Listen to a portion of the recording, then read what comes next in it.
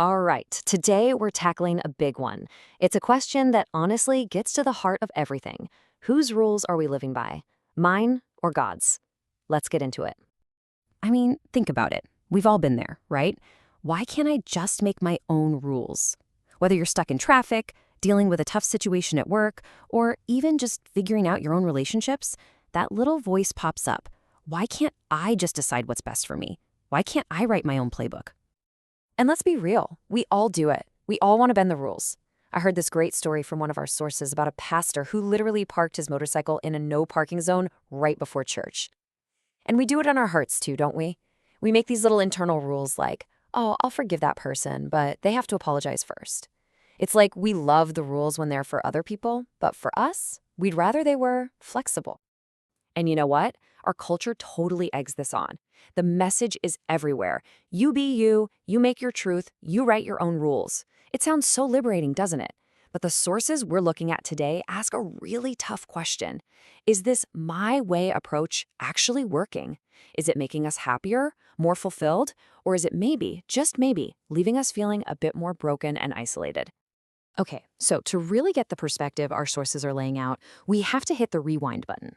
Because this whole story, well, it doesn't start where you probably think it does. It's not about a big list of thou shalt nots. Nope. It starts with a rescue. So here's the timeline, the order of events. It's super important. First, there's a promise made to this guy, Abraham.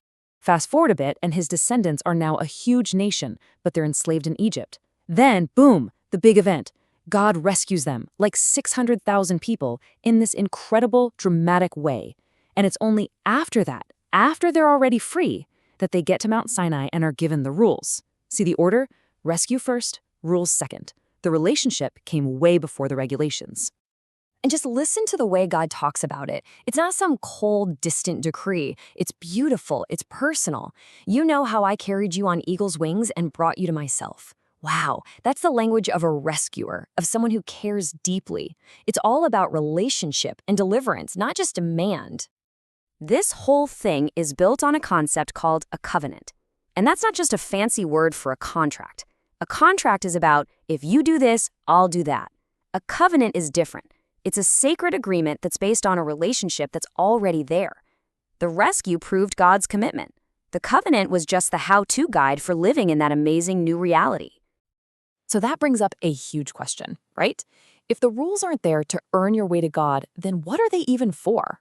Well, the sources give us this amazing picture to reframe the whole thing.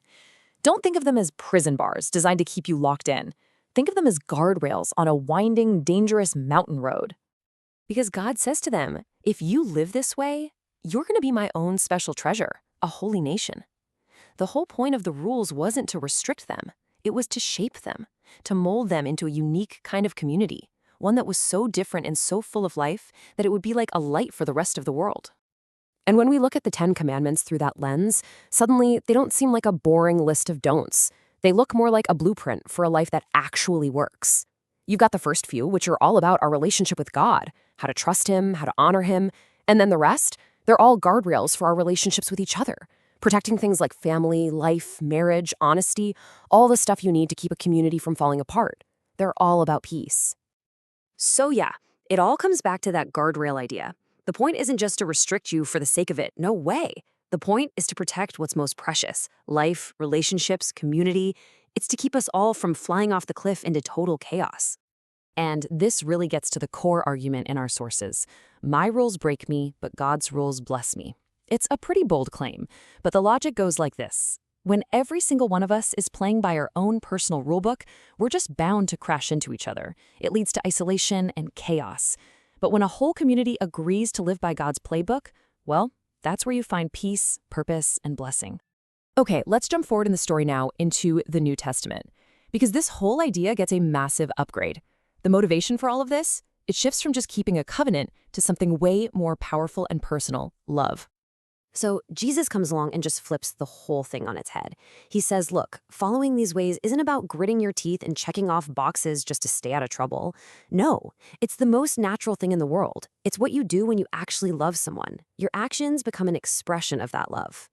And what that means is, when we decide to go our own way, when we choose our rules over God's, It's not really a rule problem, it's a relationship problem. It's not about getting a failing grade on a test. It's about putting distance between yourself and the very one who loves you most. Okay, so let's make this super practical. How does this actually play out in real life? The sources we're looking at break it down into 3 basic playbooks, 3 ways we can approach life. First up, my life, my rules. This is where you're 100% in charge. The problem? It's like driving in a city with no stop signs and no traffic lights. Sooner or later, you're gonna crash. Then there's option 2, which one source calls the immaturity trap. It's God's life, my rules. This is where you say, yeah, I believe in God, but you still want to be the one calling all the shots. It's like having the latest smartphone plugged into a charger that isn't even in the wall. It looks connected, but there's zero power flowing. And then there's the third way. God's life, God's rules. And this isn't about being perfect, it's about surrender. It's about confessing when you mess up and just getting back on track. And this, the sources say, is where you find real freedom. And there's this fantastic analogy for this third way, a train on a track. At first glance, you might think, wow, that train is so restricted. It can only go where the tracks lead. But think about it. Those tracks are the only thing that allows that massive, powerful engine to actually go anywhere. Take the train off the tracks, and what is it? It's just a big, useless hunk of metal, totally stuck. The tracks, they are the source of its freedom and its power.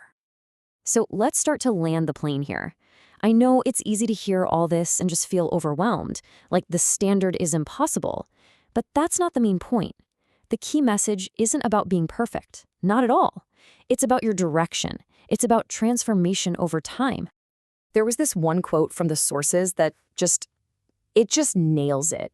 God accepts you where you are, but he loves you too much to leave you there. See? Acceptance is where it all starts. It's not the finish line. The whole journey begins with grace, and that grace is what invites you to grow. So if there's one thing to take away from all this, it's this. You're not saved by keeping the rules. That's not how it works.